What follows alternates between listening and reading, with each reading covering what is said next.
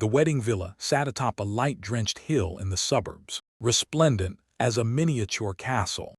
As Arthur drove his rumbling truck into the parking area, the valet in a crisp white uniform gave a slight frown. Arthur paid it no mind. He smoothed the lapels of his ash-gray suit jacket, the most decent and only suit he had carefully preserved since his wife's funeral years ago. Taking a deep breath, he walked toward the main hall.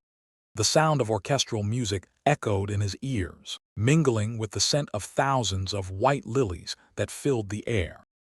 At the reception desk, a young woman holding a tablet offered a professional smile. "Good evening, sir. May I have your name to check the seating chart?" "Arthur Pendleton. I am the groom's father," he replied, his deep voice carrying a touch of pride. The girl tapped the screen. Her smile remained fixed, but a flicker of confusion crossed her eyes as she glanced at his modest attire. "Yes, Mr. Pendleton. You are on the list. You are seated at table 28. Please head down this hallway, past the dance floor. Your table is in the very last row." Arthur smiled and nodded. Clutching the wooden box to his chest, he passed through the massive oak doors into the grand hall. Hundreds of guests in expensive tuxedos and glittering evening gowns were chatting animatedly. The clinking of crystal champagne flutes created an air of royalty.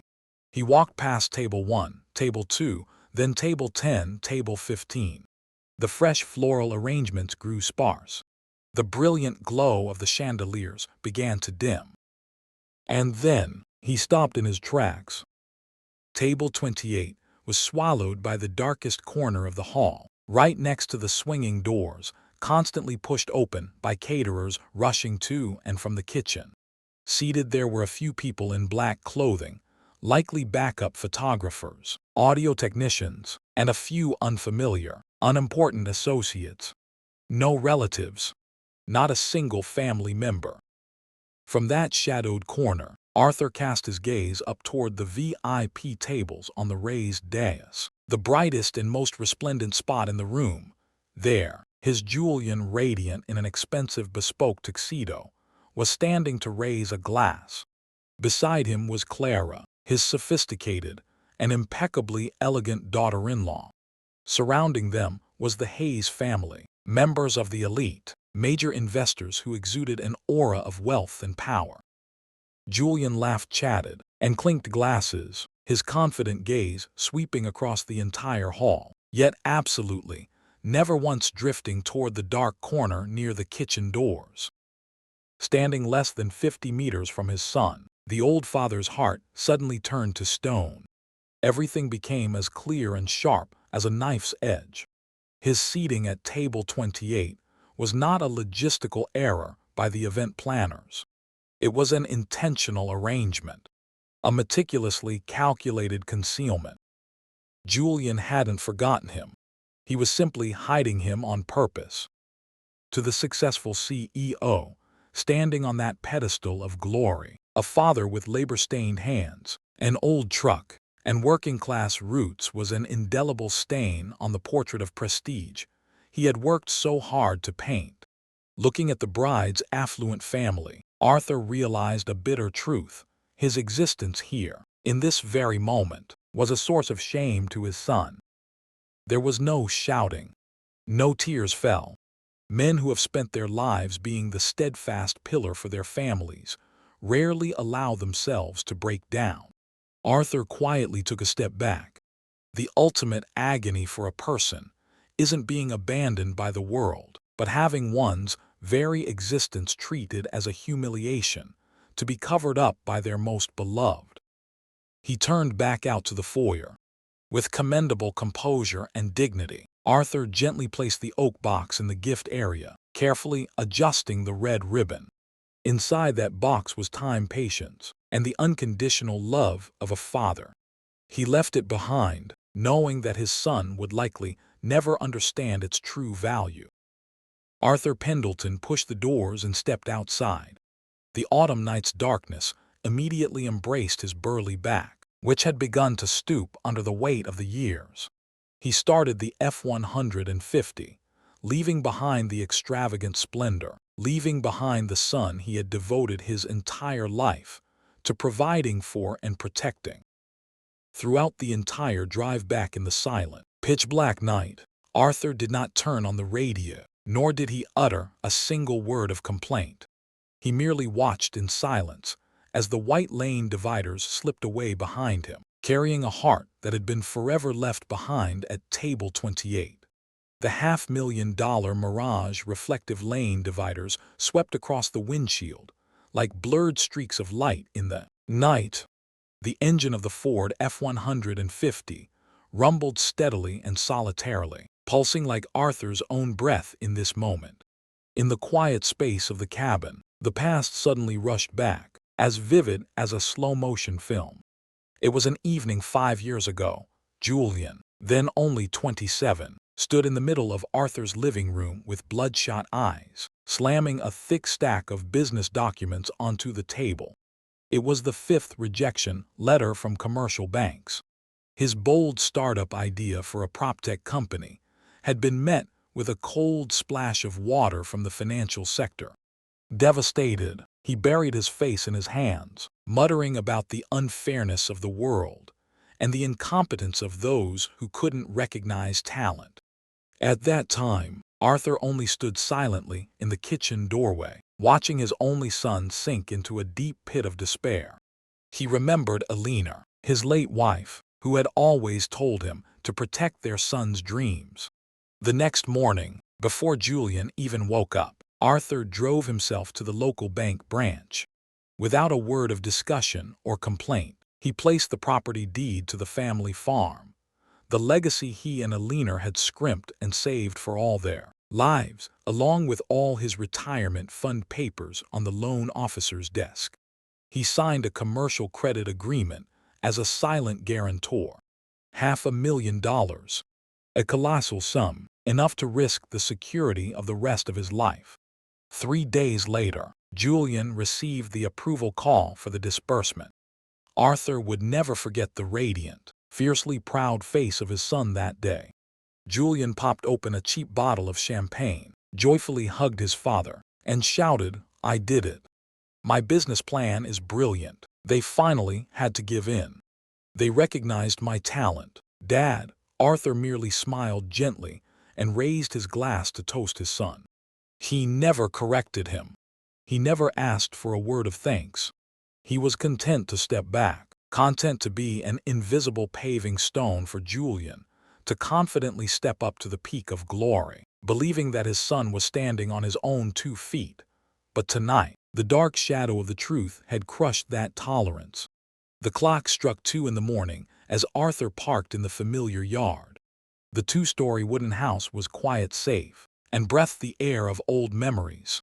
It was the polar opposite of the loud extravagance of the wedding reception hall, where he had been hidden away like a shameful secret. Arthur walked into the house, took off his ash-gray suit jacket, and carefully hung it on the hook behind the door. He brewed himself a cup of black coffee, no sugar, then sat down at the old oak desk in the corner of the room. The blue light from the laptop screen reflected on the wrinkled and age-spotted face of the old father. He logged into the bank's electronic portal.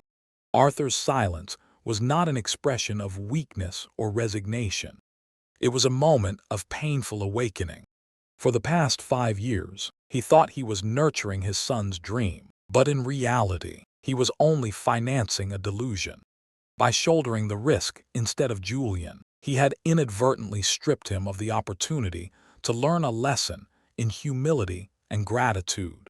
He had created someone who threw money around to buy fake prestige, someone so arrogant that he was willing to cross out the father who gave him life in exchange for admiring glances from strangers.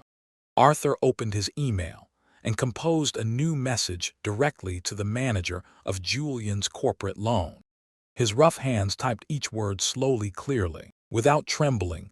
"Dear Mr. Harrison, I, Arthur Pendleton, hereby formally notify you, effective the next business day of this week, I request the withdrawal of all collateral and formally cancel my status as guarantor for the $500,000 commercial credit loan of Julian Pendleton's company.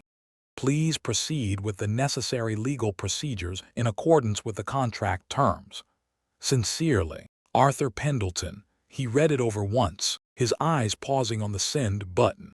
There was no explosive anger, no thirst for revenge, no maudlin tears. There was only a profound and exhausted sorrow. The click of the mouse echoed dryly in the silent night. The message was sent. Arthur closed the laptop, leaned back in the worn leather chair, and squeezed his eyes shut. Justice is sometimes extremely quiet. The most ruthless and deserved punishment in this world is not scolding, nagging, or lashes. The ultimate punishment is simply this: ceasing to hand out unjustified privileges. Somewhere hundreds of miles away, his son was probably sleeping soundly, in the glory of an extravagant wedding night, completely unaware that the glittering empire he stood upon was built not on talent, but on the blood, sweat, and retirement funds of the father he had just disowned, and completely unaware that this glass cage of an illusion had just been officially shattered. 4 weeks after the wedding day, winter had begun to greet the city with biting cold winds, but inside the luxurious 40th floor penthouse Julian had recently rented, the air was always warm and filled with the expensive scent of sandalwood. Julian Pendleton was fully living the perfect archetype of a modern-era CEO. Every morning, he drove his latest Tesla Model S through the bustling streets. He draped himself in bespoke Italian suits, wore an ostentatious Rolex watch on his wrist, and hosted dinner parties at Michelin-starred restaurants. When the $1,000 bill was brought out, Julian would casually pull out his black credit card, swiping it without even glancing at the total. To Clara, to his wife's family, and to the business partners out there, Julian was a rising star, a young man who had built an admirable empire from nothing. He convinced himself that these massive expenses weren't extravagance, but rather brand-building costs. In a society where people often judge your value by the label on your shirt or the keys to the car you drive, the culture of posturing had become a religion. Julian fanatically believed that if he just looked successful, true success would automatically follow. He wrapped himself in a glittering shell to hide a hollow truth.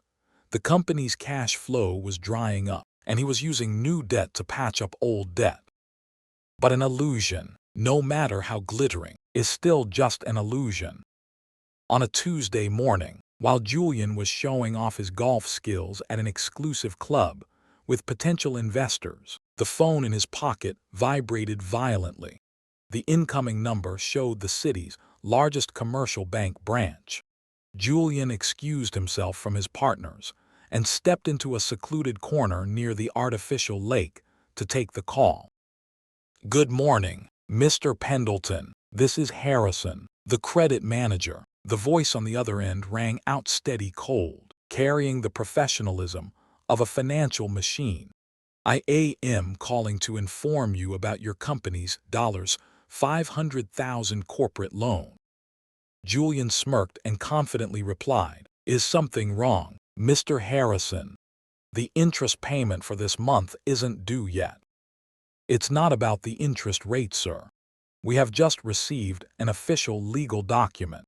The silent guarantor for your loan has formally withdrawn all collateral. According to Clause 4.2 of the contract, you have 30 days to provide replacement collateral of equal value, or you must repay the entire outstanding balance of $500,000. If not, the bank will initiate procedures to freeze your assets and file a lawsuit." Julian froze. The north wind blowing across the lake made him shiver. "What guarantor? What the hell are you talking about? That loan was approved entirely based on my company's excellent business profile." On the other end of the line, Harrison let out a sigh tinged with pity.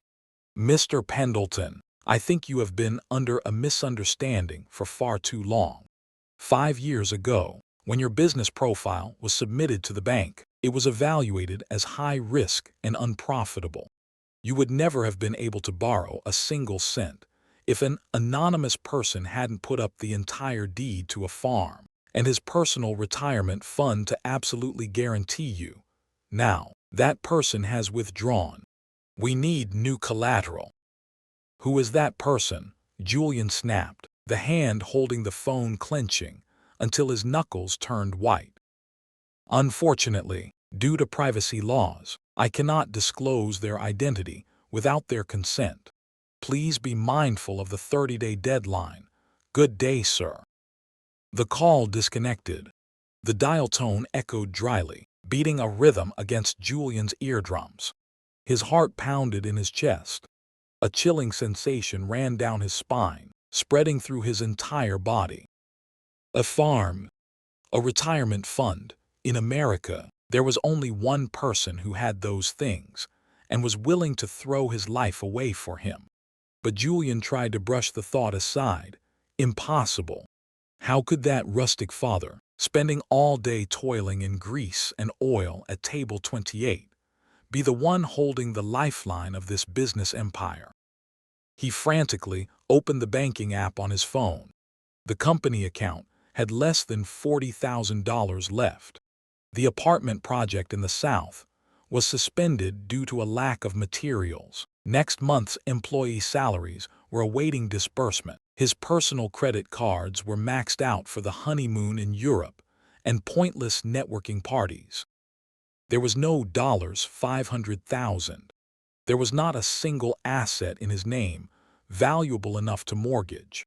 Everything he had, the rented house, the leased car, the rented office, were all just expensive toys built on a bubble foundation. Julian stood rooted to the spot amidst the lush green grass of a multi-million-dollar golf course, yet he felt more stripped bare and pathetic than ever before.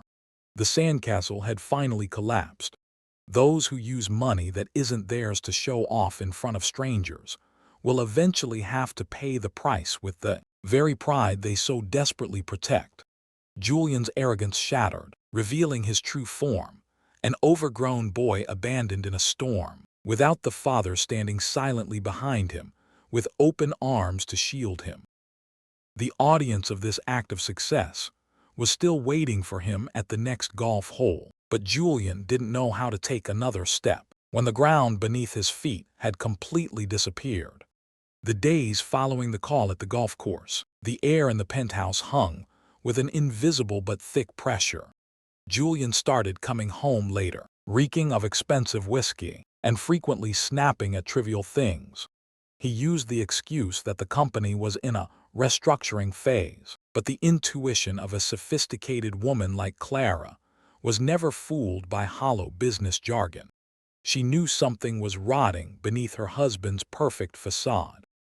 One Friday afternoon, as the first snowflakes of the season began to lightly fall outside the floor-to-ceiling windows, Clara stepped into Julian's study to look for the passports for their upcoming family ski trip. She pulled the bottom mahogany drawer of the desk, a place Julian usually kept locked but had hastily forgotten today. There were no passports. Instead, at the bottom of the drawer, hastily stuffed beneath stacks of business magazines, was a brown envelope stamped in bright red, urgent/notice of default. Clara frowned, curiously pulling the paper out. The bold numbers struck her eyes, cold as ice. Outstanding balance due immediately, $500,000. Reason, guarantor collateral withdrawn. She froze. Julian had told her that his company had absolutely no bad debt, that all capital came from reinvested profits and angel investors. $500,000 was not a small sum to easily hide. Clara's hands trembled slightly. She held the notice, picked up the desk phone, and dialed the bank's hotline printed in the corner of the paper, connecting directly to the loan officer, Mr. Harrison. "Hello, I am Clara Pendleton, Julian Pendleton's wife. I am looking at your foreclosure notice." Clara's voice maintained the utmost composure, a composure forged from an upper-class upbringing. "My husband is away, and I need to know exactly what collateral was just withdrawn so we can handle this matter." Mr. Harrison hesitated on the other end of the line. "Hello, Mrs. Pendleton. Unfortunately, according to financial privacy laws, I cannot provide the name of the anonymous guarantor." "I don't need a name," Clara interrupted, sharp and decisive. "I am his legal wife, and I have the right to know which of our family's assets is being threatened. Is it a property in this city?" "No, ma'am," Harrison sighed, seemingly also wanting to help get the debt resolved soon. "It is a farm, located in the outskirts of Knox County, Tennessee, along with a personal retirement fund account." Knox County, a farm, a retirement fund. Clara's heart felt as if someone was squeezing it. The phone in her hand slowly slipped. Knox County was the hometown of Arthur Pendleton, Julian's father, the quiet man with calloused hands whom Julian often described as an old mechanic who understands nothing about the modern business world. The father Julian always told her not to mention too much in front of friends because of the generational gap. Clara pieced the fragments together. Julian's entire career, the praises of a brilliant self-made CEO, the lavish parties, the supercar, and even this expensive apartment. None of it was Julian's sweat and tears. It was the blood, the flesh, the exhausted sacrifice of an old father who had wagered the entire security of the rest of his life to bet on his son. The study door suddenly opened. Julian walked in, taking off his designer overcoat, hastily saying, "I forgot a file, Clara." "What are you doing in here?" Julian stopped dead when he saw the notice of default in his wife's hand. His face instantly turned deathly pale. "What is this, Julian?" Clara asked, her voice not loud, but sharp and cold. That's just a bank error. I'm handling it. Don't touch the things on my desk." Julian stepped forward, intending to snatch the paper, but Clara stepped back. "An error worth $500,000. An error named after your father's farm." Clara looked straight into her husband's eyes, her gaze filled with profound, ultimate disappointment. "You lied to me. You lied to my family. For all these years, you've been draping yourself in luxury goods, using your father's retirement money. It's not what you think." Julian ran his hands through his hair, his fake confidence completely shattered. "He volunteered to do it. I only intended to temporarily borrow his reputation to start up, and when the company went public, I would pay him back tenfold. I did everything for our future, to be worthy of your family. Don't use me as an excuse for your vanity." Clara snapped, the first tears welling up in her eyes. The greatest pain for a woman isn't her husband going bankrupt, but discovering that the man she shares her life with is actually just a hollow shell. In American culture, financial infidelity is just as cruel and shatters trust, just as much as romantic infidelity. She looked Julian up and down, feeling that the dapper man standing before her was truly a stranger and pathetic. "I thought I married a man of substance," Clara whispered, her voice cracking but resolute. "But I was wrong, Julian. I didn't marry a man. I married a performance." Clara placed the paper down on the desk and walked past Julian, leaving him rooted to the spot in the middle of the study. In that moment, Julian realized the final boundary of his illusory pride had been officially broken. He didn't just lose $500,000. He was losing the only remaining shred of respect from the woman he loved. The miles from the glamorous city back to the Knox County suburbs in Tennessee seemed endless. In a mid-size rental car, instead of the familiar Tesla, Julian looked haggard, his beard stubbly, his eyes streaked with the bloodshot veins of fatigue. In the passenger seat, Clara silently watched the gray American winter landscape roll by. She didn't come along to protect him, she came to seek the truth. As the car pulled into the familiar gravel driveway of the Pendleton farm, Julian saw Arthur diligently chopping wood by the side of the house. Unlike his son's panicked demeanor, Arthur calmly lowered the axe, wiped the sweat from his forehead, and waved to welcome them, as if he had foreseen this day long ago. Stepping into the kitchen, which was redolent with the smell of roasted coffee and pine, Julian could no longer maintain his composure. He threw his wrinkled coat onto a chair, his voice cracking with desperation. "Why, Dad? Why would you destroy me right when I needed that $500,000 the most? Do you know the bank is about to foreclose on my company? My whole career. Everything is going to be ruined." Arthur didn't shout back. Truly mature and experienced fathers never use volume to overpower their children. He unhurriedly poured 3 cups of black coffee and pushed them toward Julian and Clara. "Drink something warm," Arthur said, his voice steady. "I'm not destroying you, Julian. Your career was ruined a long time ago, the moment you started using debt to buy prestige. I simply stopped paying for your delusions." "Delusions," Julian scoffed, a twisted smile on his lips. "I am building an empire. If you had just given me a little more time, I could have." "You are building a sandcastle and forcing your father to use the rest of his life to hold back the tide," Arthur interrupted, his gaze sharp but filled with boundless sorrow. "Love isn't turning a blind eye and letting you dig your own grave, Julian. Sometimes, the only way to save a drowning man is to stop throwing him punctured life preservers, so he is forced to learn how to swim on his own." Silence enveloped the small kitchen. Clara, who had been sitting motionless, gently tightened her grip on the hot coffee cup. She looked at the older man sitting across from her, feeling a quiet greatness radiating from those calloused hands and that resolute gaze. She tried to find an explanation for this sudden coldness, hoping to salvage whatever little faith she had left in her family.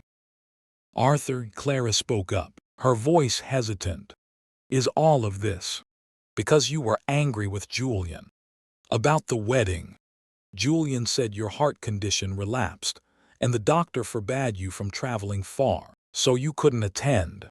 I wanted to call and check on you, but Julian said you needed absolute quiet to recover." Arthur froze. The hand holding his coffee cup trembled slightly. He slowly turned to look at Julian. Julian's face instantly turned the color of ash. He took a step back, his lips moving but unable to form a word. That cruel lie he had concocted to cover up his father's absence in front of his wife's family. Arthur let out a long breath and set his coffee cup down. He didn't utter a word of reproach, but quietly walked over to the oak cabinet in the corner of the room. He pulled open a drawer, took out a carefully quarter-folded piece of paper, and placed it on the table, right in front of Clara. It was a copy of the wedding seating chart that the coordinator had sent him to confirm beforehand. Clara opened the paper. Her eyes quickly scanned the VIP tables, then stopped at a line circled in red ink at the very bottom. In the table 28 area, the worst spot, hidden behind the kitchen doors. Arthur Pendleton, table 28. Next to it was the event planner's italicized note. Special request from the groom, seat away from the bride's family. Area. Avoid contact. Clara felt as if someone had just slapped her hard across the face. She looked up at Julian, her eyes overflowing with absolute disgust and shock. "A heart condition. Forbidden to travel.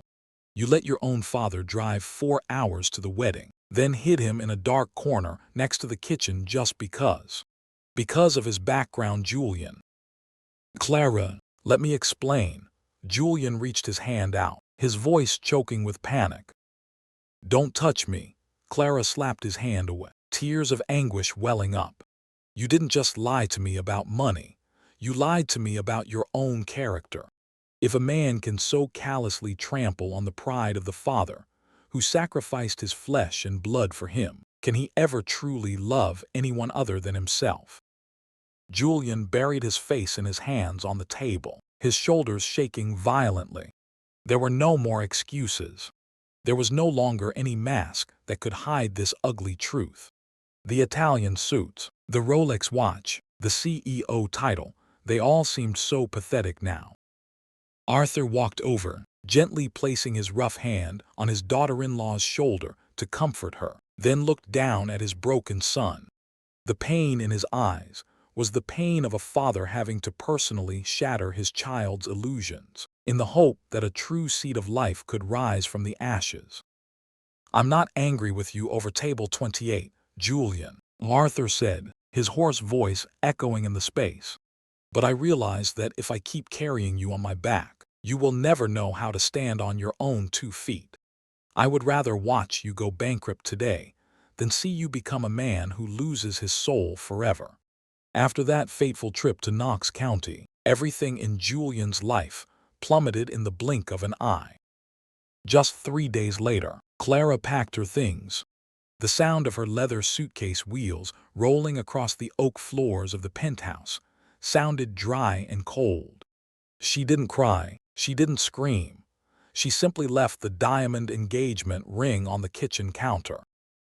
"I'm going back to my parents' house for a while," Clara said, her eyes looking at Julian, exhausted but resolute.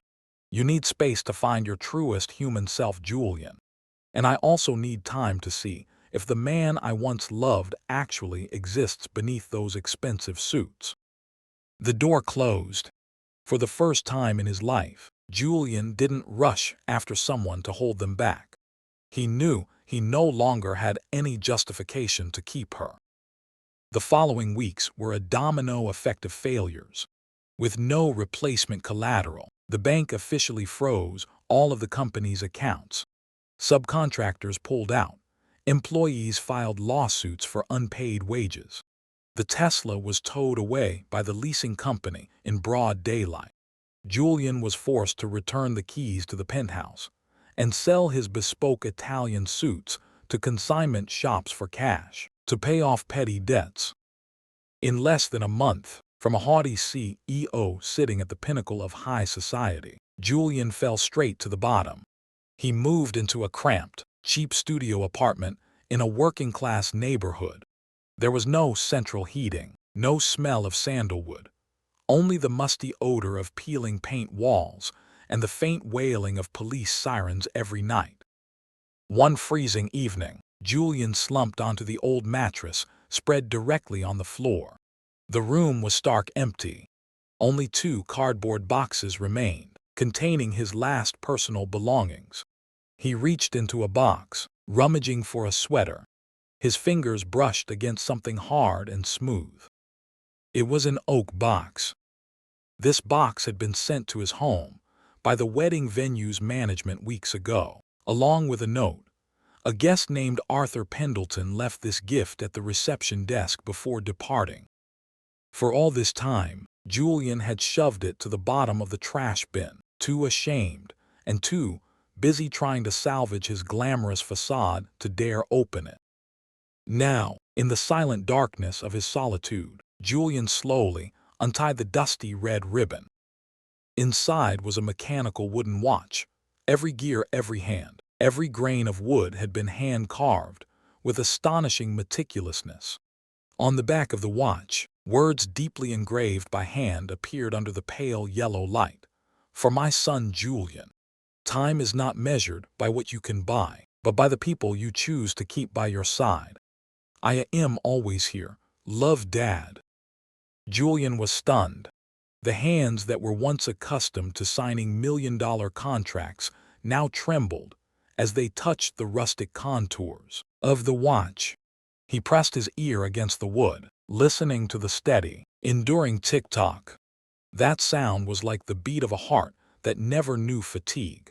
It reminded him of his father's scarred hands, of the sleepless nights his father spent in that shabby carpentry workshop, pouring all his unspoken love into a gift that his son had callously rejected. Just last week, Julian had to grit his teeth and take his ostentatious Rolex to a pawn shop in exchange for $8,000 to pay legal fees. The luxurious world he once worshipped operated on a ruthless rule.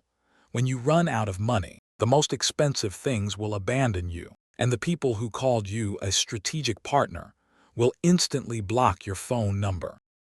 But this wooden watch, something with absolutely no monetary conversion value on the financial market, was the only thing left. It was proof of an unconditional, the most sacred privilege he had ever possessed, but had blindly trampled upon. Hot tears welled up and fell onto the watch face. Julian buried his head in his knees and sobbed uncontrollably. It wasn't a cry of resentment against fate, nor were they tears of regret for luxury cars or million-dollar parties. It was the cry of a soul that had just awakened. People usually only truly awaken when all their layers of disguise have been stripped bare, leaving nothing left to hide behind. Julian realized he had spent his entire youth chasing the validation of strangers, while rejecting the only person in this world willing to trade his life for him. The rock bottom of pride was incredibly dark and painful. But in the very ultimate moment of that collapse, Julian understood. Rock bottom is also the only place with a foundation solid enough for him to begin rebuilding his life, this time with the bricks of authenticity. 1 year quietly passed. Winter knocked on the door again, but this time it didn't touch Julian through the insulated glass of a luxury penthouse. It blew its freezing gusts directly into his face at a suburban construction site. Julian was no longer the CEO of any empire. He was now a site supervisor and builder for a local contractor. His former cashmere overcoat had been replaced by a frayed canvas jacket and mud-stained safety boots. Hands that once only glided across tablet screens and swiped credit cards were now calloused, chapped, and full of bleeding scratches from carrying bags of cement and fired bricks. Every day, Julian woke up at 5 a.m., hurriedly ate a cheap sandwich, and worked until the sun completely set. On weekends, he took on extra work clearing construction debris to earn a few dozen extra dollars. Strangely, amidst those physically exhausting days, Julian found a peace he had never known. As he manually laid each brick and troweled each layer of mortar to build a solid wall, he realized the true value of labor. The wages carefully tucked into his old leather wallet were meager, but they were his money. They were not imaginary numbers borrowed from the future, nor were they the blood and flesh drained from his father's old age. Respect cannot be bought with the labels of the clothes one wears. It is only built upon integrity and the genuine sweat that falls to the earth. One Friday afternoon, as Julian was diligently clearing a pile of scaffolding under the freezing drift, a familiar black sedan slowly pulled over by the curb. Clara stepped out of the car. She wore a simple knit coat, holding 2 steaming cups of hot coffee. For the past year, they hadn't officially divorced. Clara kept her distance, but she never stopped watching the man she once called her husband. She had heard old friends gossiping about Julian's miserable failure, but what she saw now was entirely different. Julian looked up, hastily wiping his mud-stained hands on the flap of his canvas jacket, before accepting the coffee from Clara. He lowered his head, slightly embarrassed by his disheveled appearance. "You look exhausted," Clara gently spoke, breaking the suffocating atmosphere. "I'm fine," Julian smiled, the most timid yet genuine smile she had seen in all their years together. "We finished pouring the foundation for the new housing block today. It feels great, Clara. For the first time, I truly understand what it feels like to complete a solid foundation." Clara looked deep into Julian's eyes. Gone were the arrogant, secretive glares and hollow words. Standing before her now was a tired, mud-smudged man, yet radiating an astonishing sense of groundedness. The fake shell had completely vanished, making way for the authentic human being she had always longed to see. "You don't mind these mud-stained bricks?" Julian asked softly, pointing toward the messy construction site. Clara stepped closer, taking the initiative to intertwine her slender fingers with his callous, mortar-dusted hand. I never needed a CEO in an expensive suit, Julian. I only need a man who knows how to cherish what is real. Let's go home. I bought some groceries to cook dinner. That night, in the small but warm studio apartment, Julian sat before a plywood dining table spread with bills, supermarket receipts, and a tiny expense ledger. He was struggling with the math of allocating his meager weekly wages to pay off old debts while covering living expenses. After a moment of hesitation, Julian picked up his phone, took a deep breath, and dialed the number he hadn't dared to touch for a year. The phone rang 4 times before someone picked up. "Hello," Arthur's deep, warm voice echoed, still as steady and calm as the roots of an old oak tree. "Dad," Julian spoke, feeling his throat tighten. On the other end, Arthur was sitting in a rocking chair on the porch. Hearing the word "Dad," the hand holding his pipe paused. "Julian," he replied, waiting. "I'm not calling to ask for money, Dad," Julian hastily explained, humility emanating from every breath. I'm trying to make a budget. I remember you used to tell me the rule that every single dollar must have its own job. I don't know where to start. Could you show me?" Beneath the porch of the Knox County farm, the corners of the old father's mouth slowly relaxed into a gentle smile. A long, agonizing year of silence, a year of gritting his teeth through the pain of watching his child fall into the abyss, had finally paid off. A true seed of life had sprouted from the ashes. "Of course, son," Arthur replied warmly. "Get a pen. We'll start with the absolute necessities. Healing never begins with grand promises or dramatic acts of atonement.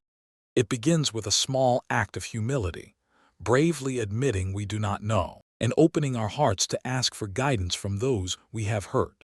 On that freezing winter night, across a phone line connecting 2 cities, the very first bricks of a true new family were laid. Part 8. The Unnumbered Table.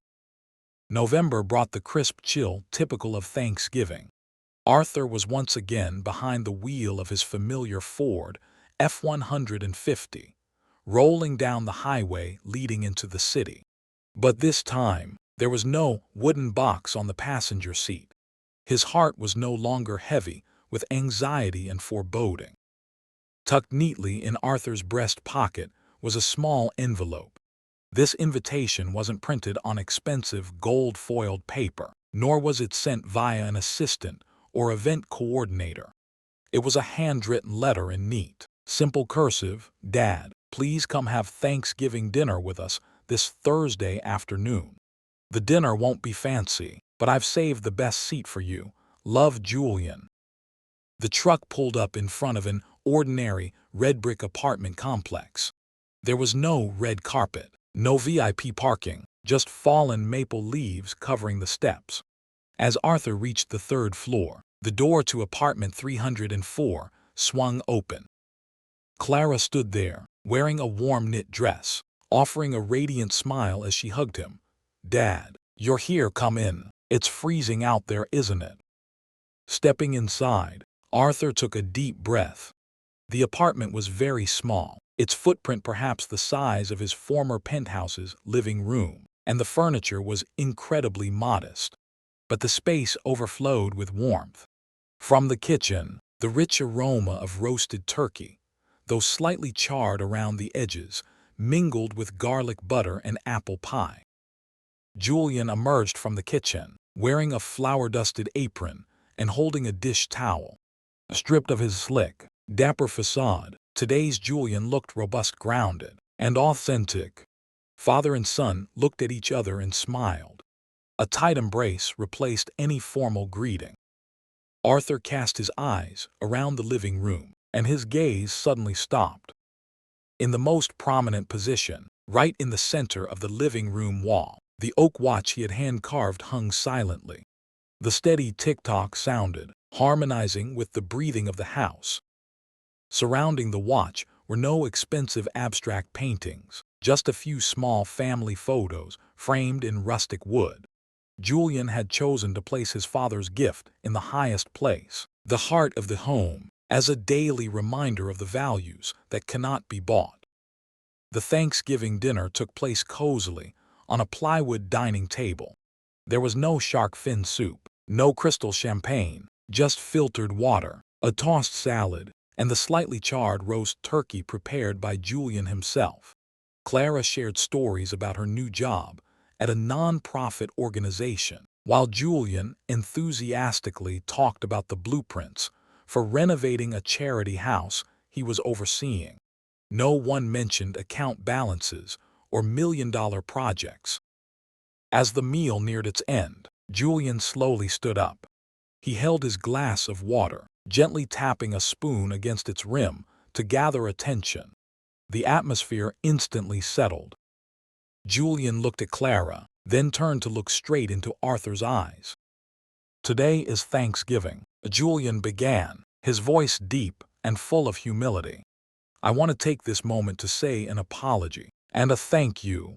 A few years ago, I foolishly believed that a man's success was measured by the admiring gazes of strangers.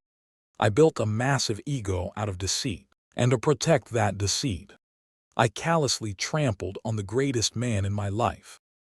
The corners of Julian's eyes grew wet, but he didn't shy away from his father's gaze. "Dad, at the wedding that day, I hid you in the worst corner because I was terrified your presence would ruin my play. I robbed you of your seat of honor, but you didn't yell at me. You taught me life's greatest lesson by letting me fall, letting me see for myself just how pathetic I was without your sacrifice holding me up." Julian stepped forward, placing a simply wrapped cardboard gift box on the table in front of Arthur. "I can't turn back time to give you back the respect you deserved that day. But I want you to know that from now on, there will never be another Table 28. You are always the guest of honor at the highest place in my life." Arthur shakily unwrapped the paper. Inside was a wooden picture frame. It was a wedding photo of Julian and Clara, but this photo had been meticulously digitally altered. The background of investors and glamorous partners had been erased. All that remained were Julian, Clara, and standing right beside his son, an arm around his shoulder with a radiant, proud smile, was Arthur in his simple ash-gray suit. The photo wasn't real in the past, but it was the present, a commitment for the future. Every distance, every mistake, every wound had been bridged. Arthur wept in silence. He stood up and wrapped his arms fully around his truly grown son. This time, there was no darkness, no deceit, only pure love and boundless forgiveness. Family is never held together by perfection. We are all riddled with mistakes, moments of selfishness, and cowardice. Family is held together by humility. There must be one person brave enough to admit they were wrong, and one person magnanimous enough to forgive. If you are listening to or reading this story, perhaps somewhere in your life, you are also harboring resentment or unintentionally neglecting those who love you unconditionally. Don't wait until the parties are over. Don't wait for a tragedy or a funeral to realize what is most important. Say you're sorry. Say I love you. Give each other a second chance today, while we still have time to make amends, to embrace, and to keep the ticking of family bonds from ever stopping.